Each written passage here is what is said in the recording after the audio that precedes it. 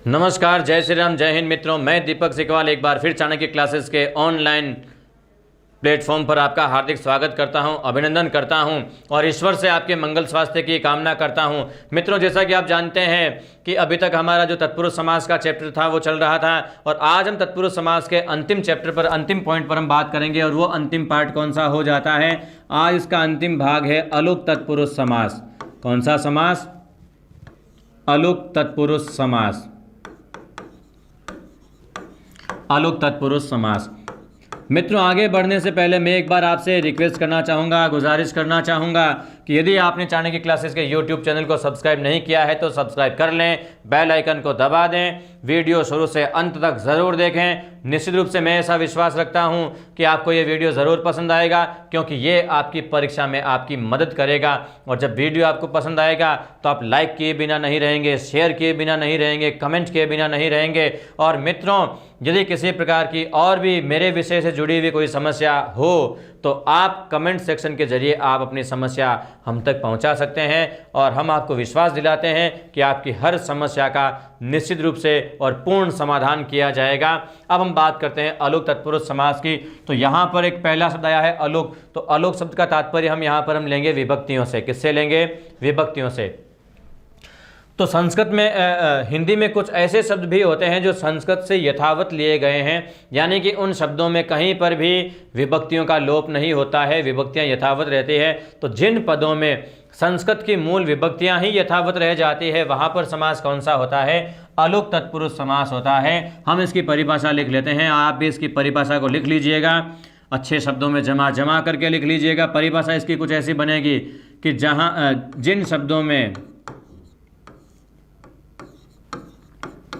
जिन पदों में संस्कृत की विभक्तियां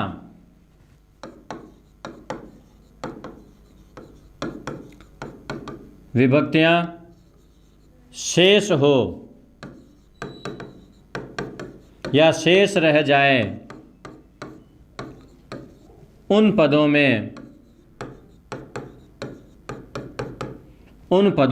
कौन सा समास होता है? अलुक तत्पुरुष समास होता है। कौन सा समास होता है? अलुक तत्पुरुष समास। अलुक तत्पुरुष समास होता है। तो अलुक तत्पुरुष समास कहाँ होता है? जिन पदों में संस्कृत की मूल विभक्तियां शेष रह जाती है। सामान्यतः हिंदी भाषा की प्रवृत्ति वियोगात्मक प्रवृत्ति है। यहाँ पर विभक्तियाँ संयुक्त रूप से शब्द के साथ जुड़ी हुई नहीं होती है, जबकि कारक चिन्हों के रूप में विभक्तियों से जो शब्दों से पृथक हो जाती है, अलग हो जाती है। लेकिन फिर भी हिंदी भाषा ने बहुत कुछ संस्कृत भाषा से ग्रहण किया है, लिया है। तो इसमें कुछ ऐसे शब्द भी सम्मिलित हो जाते हैं मित्रों जिन शब्दों में विभक्तियां शेष रही हुई है, जिन शब्दों के जुड़ने में दो पद जुड़ गए लेकिन फिर भी पहले पद की जो मूल विभक्ति थी वो किसी न किसी रूप में उस शब्द में शेष रही, और ऐसे पद ही अलुक तत्पुरुष समास के अंतर्गत लिए जाते हैं। आपको मैं यहाँ पर बता दूं कि विभक्तियों के अनुसार अलुक तत्पुरुष समास के फिर से आपको मैं 6 भेद और पढ़ाने वाला हूँ, जिनमें से सबसे पहले हम बात करते हैं द्वितीया विभक्ति के बारे में। किस विभक्ति के बारे में? द्वितीया विभक्ति के बारे में।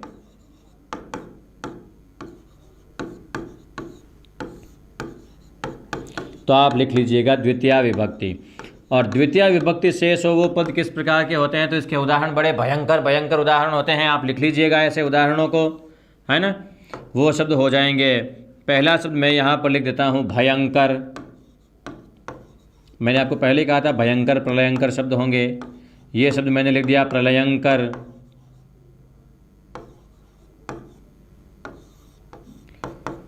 शुभंकर।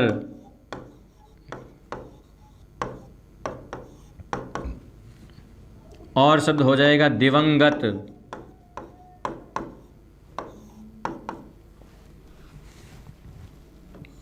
और शब्द हो जाएगा पारंगत।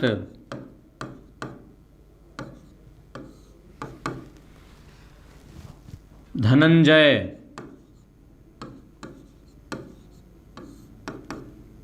शत्रुंजय।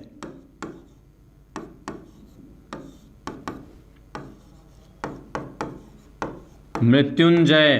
तो इस प्रकार के उदाहरण द्वितीया विभक्ति के अंतर्गत आ जाते हैं। प्रथमा विभक्ति का प्रयोग मैं आपको फिर बता दूं कि तत्पुरुष समास के किसी भी भेद में प्रथमा विभक्ति नहीं आती है। हम बात करते हैं भयंकर। तो मित्रों यहाँ पर आप देखोगे कि पहले जो मूल शब्द है भयम, यहाँ पर जो देखिए आप भयम में विभक्ति कौन सी है? द्वितीया विभक्ति है। भयम भये भयानी, या अगर आप पुल्लिंग के अनुसार आप जैसे रूप बनाते हैं रामः रामो रामः रामम, तो वैसे ही भयम, तो द्वितीय विभक्ति यहाँ पर शेष रही हुई है। तो शब्द क्या हो जाएगा? भयम, यानी भय को उत्पन्न करने वाला, भय को उत्पन्न करने वाला। तो ये क्या हो जाएगा? इसका समास विग्रह हो जाएगा। हम यहाँ पर स्पेस को थोड़ा बचा लेते हैं, इन चीज़ों को बाद में लिख लेंगे। कुछ शब्दों को स्पष्ट रूप से अभी हम इन शब्दों के अर्थ को समझ लेते हैं।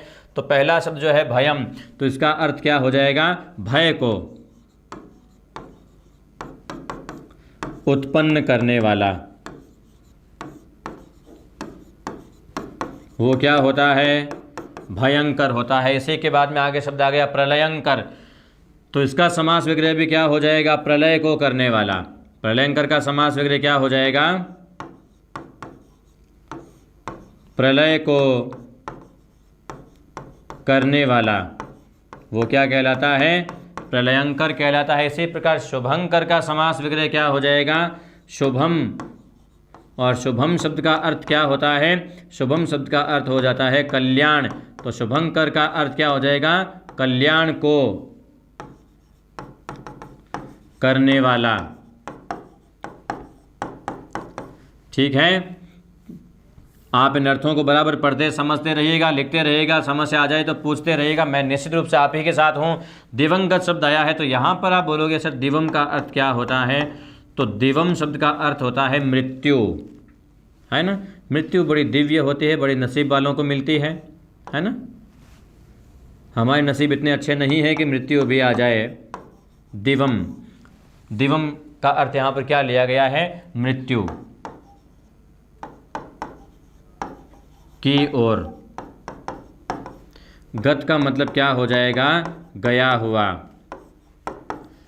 तो दिवम यानी दिव्यता या मृत्यु की ओर गया हुआ, दिवंगत हो जाता है। मित्रों, जिंदगी क्या है? जिंदगी बेवफा है। जिंदगी क्या है? जिंदगी बेवफा है, एक दिन साथ छोड़ जाएगी, और ये मौत सच्ची महबूबा है, एक दिन साथ ले जाएगी। सबको जाना है मित्रों। आगे हम बात करते हैं फिलहाल पारंगत की, और अभी आप फिलहाल यहीं पर रहिएगा, कहीं मत जाइएगा और पढ़ते रहिएगा। आगे शब्द है पारंगत, तो इसका समास विग्रह क्या हो जाएगा? पार गया हुआ। क्या हो जाएगा इसका समास विग्रह? पार गया हुआ, पारंगत। और धनंजय का समास विग्रह क्या हो जाएगा? धन को जीतने वाला। धन को जीतने वाला। वो कौन हो जाएगा? धनंजय हो जाएगा। इसी प्रकार से हमने कुछ और शब्द भी लिखे थे, जैसे कि मैंने शब्द लिखा था शत्रुंजय, मैंने शब्द लिखा था मृत्युंजय। तो इस प्रकार, तो जो शत्रुओं को जीतने वाला है वो कौन है? शत्रुंजय है। और जो मृत्यु को जीतने वाला है वो कौन है? वो मृत्युंजय है। आप इसका समास विग्रह लिख लीजिएगा। शत्रुओं को जीतने वाला वो कौन हो जाएगा? शत्रुंजय। और मृत्यु को जीतने वाला ये कौन हो जाएगा? मृत्युंजय। मृत्युंजय का समास विग्रह क्या हो जाएगा? मृत्यु को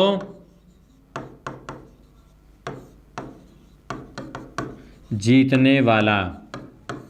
मृत्यु को जीतने वाला वो कौन हो जाएगा?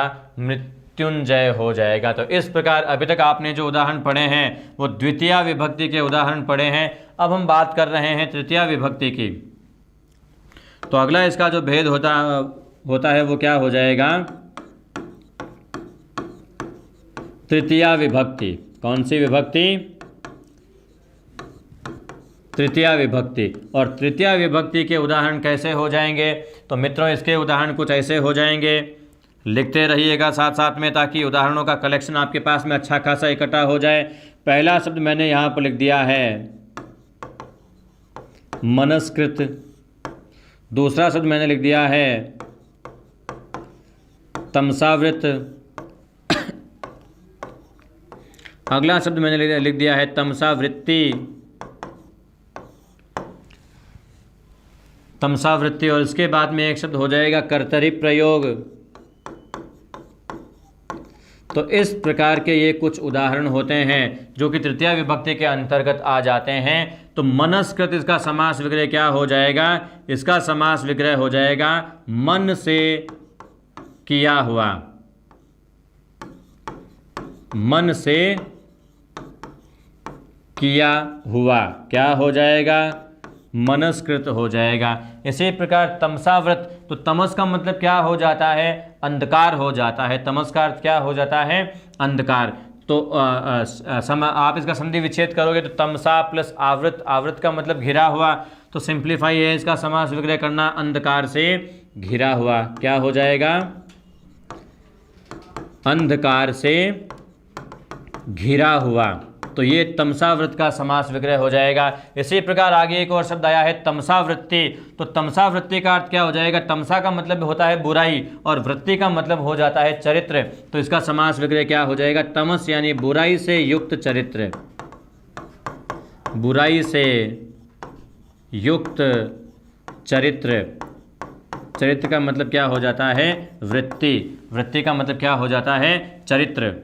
यहाँ पर ई की मात्रा बड़ी हो गई है, बाई मिस्टेक आप इसकी मात्रा जो है वो छोटी कर लीजिएगा। वृत्ति में ई की मात्रा ह्रस्व ई की मात्रा होती है।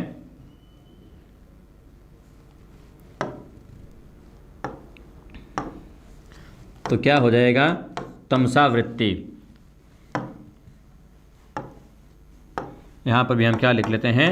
तमसावृत्ति यानी बुराई से युक्त चरित्र। आगे शब्द आया है कर्तरी प्रयोग। तो कर्तरी प्रयोग का समास विग्रह क्या हो जाएगा? कर्तरी कर्ता के द्वारा, और प्रयोग यानी किया गया प्रयोग। तो समास विग्रह क्या हो जाएगा? कर्ता के द्वारा। कर्ता के द्वारा किया गया प्रयोग क्या कहलाता है? कर्तरी प्रयोग कहलाता है। तो इस प्रकार ये उदाहरण हमने किसके पढ़ लिए हैं? तृतीया विभक्ति यानी तृतीया अलु के उदाहरण पढ़ लिए हैं। आगे जो हम उदाहरण पढ़ने जा रहे हैं वो हो जाएगा चतुर्थी अलुक यानी चतुर्थी विभक्ति। और चतुर्थी विभक्ति से बनने वाले जो उदाहरण हैं बहुत ही सीमित उदाहरण होते हैं। हम यहाँ पर इनके जो बनने वाले दो उदाहरण हैं, दोनों उदाहरणों को लिख लेते हैं। और वो दो उदाहरण कौन कौन से हैं आप भी लिख लीजिएगा और बराबर लिखते रहिएगा। मैंने यहाँ पर शब्द लिख दिया है आत्मनेय पद। शब्द क्या लिख दिया है? आत्मनेय पद। और दूसरा शब्द हो जाएगा इसका परस्मय पद। परस्मय पद। इन दोनों शब्दों का करना है अब आपको समास विग्रह। तो सबसे पहले हम बात करते हैं आत्मनेय पद का समास विग्रह क्या हो जाएगा? आत्मन का मतलब होता है स्वयं। आत्मन का मतलब क्या होता है? स्वयं। तो आत्मनेय का रूप क्या हो जाएगा? स्वयं के लिए। शब्द क्या हो जाएगा? आत्मनाय पदम यानी स्वयं के लिए पद। स्वयं के लिए पद, ये क्या हो जाएगा? आत्मनेय पद। और इसी प्रकार परस्मय पद का क्या हो जाएगा? परस्मय यानी अन्य के लिए। अन्य के लिए पद क्या रूप हो जाएगा? परस्मय पद। इसी प्रकार आगे जो इसका अगला भेद बनता है वो बन जाता है पंचमी विभक्ति से बनने वाले उदाहरण। पंचमी अलुक भी इसको कहा जाता है। पंचमी विभक्ति भी लिख दो तो कोई बुराई की बात नहीं है, बिल्कुल बुराई की बात नहीं है। पंचमी विभक्ति हमने यहाँ पर लिख दिया है। और अब इससे बनने वाले जो उदाहरण हैं वो उदाहरण किस प्रकार से बनेंगे? पंचमी विभक्ति यहाँ पर शेष रहेगी, इक्का दुक्का उदाहरण बनता है इसका, और जो वो उदाहरण भी हम छोड़ेंगे नहीं, वो उदाहरण भी हम यहाँ पर लिख लेते हैं। इसका उदाहरण हो जाएगा, जिसे हमने यहाँ पर नोटिस कर लिया है, अल्पान मुक्त।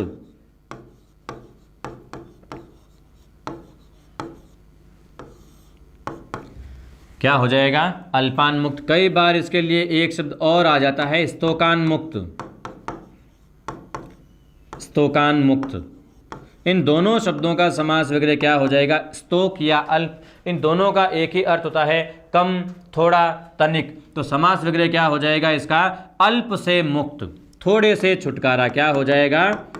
थोड़े से छुटकारा, अल्पान मुक्त। तो पंचमी विभक्ति के अंतर्गत आने वाला एक ही उदाहरण है। आगे केवल 2 उदाहरण और बचे हैं अपने पास में, और वो कौन कौन सा है? सबसे पहले हम बात करते हैं षष्ठी विभक्ति की। तो षष्ठी विभक्ति के अंतर्गत आने वाले उदाहरण इसके किस प्रकार से हो जाएंगे? तो इक्का दुक्का शब्द इसके अंतर्गत बनेगा। हमने यहाँ पर एक शब्द लिख लिया है वनस्पति। शब्द हमने क्या लिख लिया है? वनस्पति। और दूसरा एक और शब्द हम लिख लेते हैं वाचस्पति। इन दोनों शब्दों में षष्ठी विभक्ति शेष रही हुई है। अब हम इसका समास विग्रह करेंगे। तो वनस्पति का समास विग्रह क्या हो जाएगा? वनः यानी वन का अधिपति, अधिपति कह दो या स्वामी कहा जा सकता है। तो अधिपति या स्वामी वो क्या हो जाएगा? वनस्पति यानी वन का अधिपति। इसी प्रकार एक शब्द आया है वाचस्पति। तो इसका समास विग्रह क्या हो जाएगा? वाचस का तात्पर्य होता है वाणी से, तो इसमें समास विग्रह क्या हो जाएगा? वाणी का अधिपति। तो इस प्रकार से वाचस्पति का समास विग्रह हो जाएगा। सप्तमी और अंतिम जो इसका अलोक तत्पुरुष समास का जो भेद बचा है, आप लिख लीजिएगा सप्तमी विभक्ति। और इस विभक्ति के अंतर्गत जो बनने वाले उदाहरण हैं वो उदाहरण कौन कौन से हैं? हम उन उदाहरणों को भी एक बार नोटिस कर लेते हैं। जैसे शब्द आ जाएगा सरसिज, और शब्द आ जाएगा मनसिज, और एक शब्द आ जाएगा खेचर। ये 3 शब्द आ जाते हैं सामान्यतः सप्तमी विभक्ति के अंतर्गत। यहाँ पर आप एक बार यूँ हैरान हो सकते हो कि हमने ये जो ज है इसको उपपद तत्पुरुष समास के अंतर्गत पढ़ा था और ये यहाँ पर भी आ गया। तो मित्रों बिल्कुल ये बात सही है कि ज एक उपपद है और उपपद तत्पुरुष समास के अंतर्गत हमने इसे पढ़ा भी है। लेकिन मित्रों उपपद तत्पुरुष समास में आपको कहीं पर भी ये नहीं बताया गया है कि पूर्व पद में संस्कृत की मूल विभक्ति शेष रहनी चाहिए। तो यहाँ पर ये उपपद आया ज़रूर है, लेकिन यहाँ पर जो प्रभावी कारक तत्व है वो ये है कि सरस जो मूल शब्द है उसमें सप्तमी विभक्ति का शेष रह जाना, जिसका रूप बनता है आप देख सकते हैं सरसी। तो प्रथम पद में विभक्ति शेष रह जाने के कारण ही ये शब्द यहाँ पर या अलोक तत्पुरुष समास के अंतर्गत आया है, ये उपपद के अंतर्गत नहीं आया है। समास वगैरह आप इसका करेंगे तो क्या हो जाएगा?